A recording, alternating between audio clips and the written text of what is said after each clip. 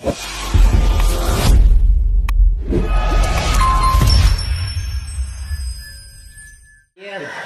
morning po muli. Ngayon naman po ay magluluto tayo ng simpleng-simpleng adobong sitaw. Katulad po ng dati, pakukulaan po muna natin itong sahog na baboy para lumambot muna at saka natin igigisa guys. Yan. Yan guys, matutuyo na. Halongin na natin at malambot na ito para makapag-gisa na tayo.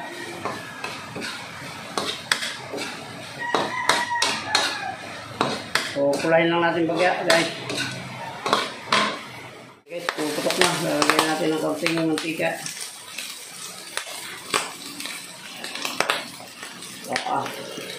Ilalaban na.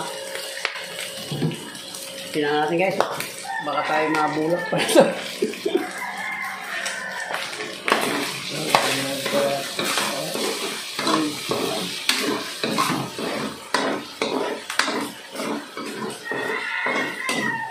Malambot ito guys. Kanina ko ito pinalambot.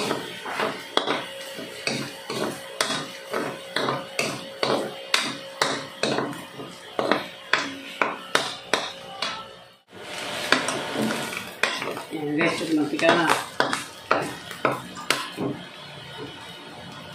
Igisa natin.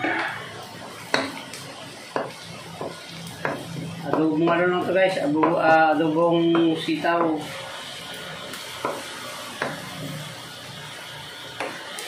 Kapangpangang version, yung bataan version.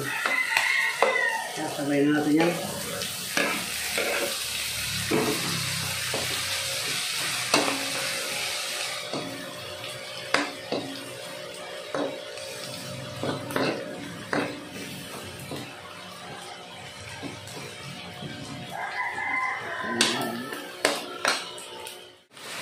Ayan guys, lalagay pa natin yung sahog.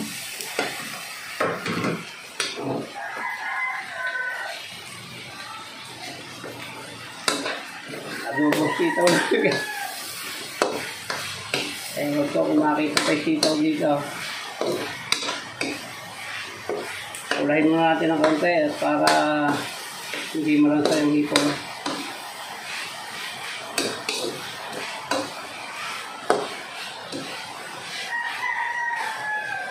Lagyan natin ng konting toyo para hindi masunog at wala nang sa kasabaw-sabaw yan. Tansayin lang natin ng konti. Ayan.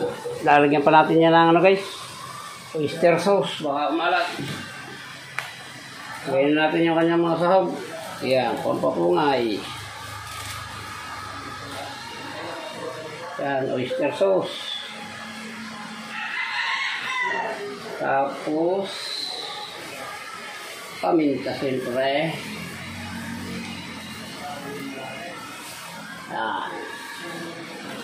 Siyempre may pampatulog.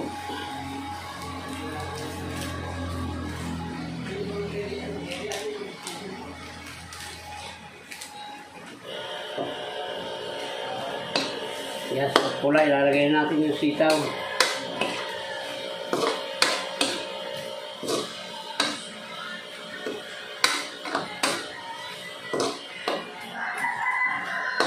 Yan guys, hindi yan masyadong pupula ng mapulang-mapula at ano yung ginamit ko. Hipong dagat po yan, yung hipong puti. Hindi yung hipong swahe at saka hipong palisdaan, hipong puti po yan. Saan natin lalagay ng kaunting suka. Kalalamutan muna natin ng kaunting itong sitaw bago natin lagyan ng suka. Kasi kukunat po yan pagka sinabay natin yung suka, kukunat. Para hindi siya kumunat, punahin natin yung sitaw. Pag medyo malambot na, saka po natin lalagyan ng kaunti suka yan. Yung tama niya lang na timpla. Lalagyan natin ng kaunti sabaw yan guys. Kaunti-kaunti lang. At baka magsabaw pa naman yan.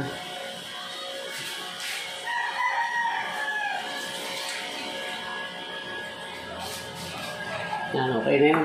Tapos ay tatakpan natin ulit. At mamaya natin yan bibisitahin. Pag medyo malambot na, lalagyan natin ng konting suka. Ayan guys, lalagyan na natin ng konting suka. Konti lang para hindi masyadong ano. So medyo maanghang na ito guys, meron na itong babad eh. Okay na yan, para hindi masyadong maasim. So yan, tatakpan natin ulit.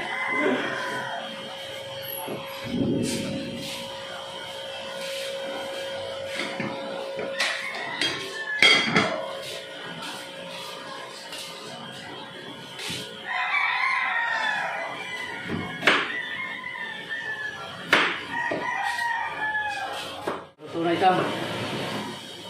Iyan o, iba na ikulay niya. Lagyan natin ng 3 siling kamaksew para medyo may lasa maya maya.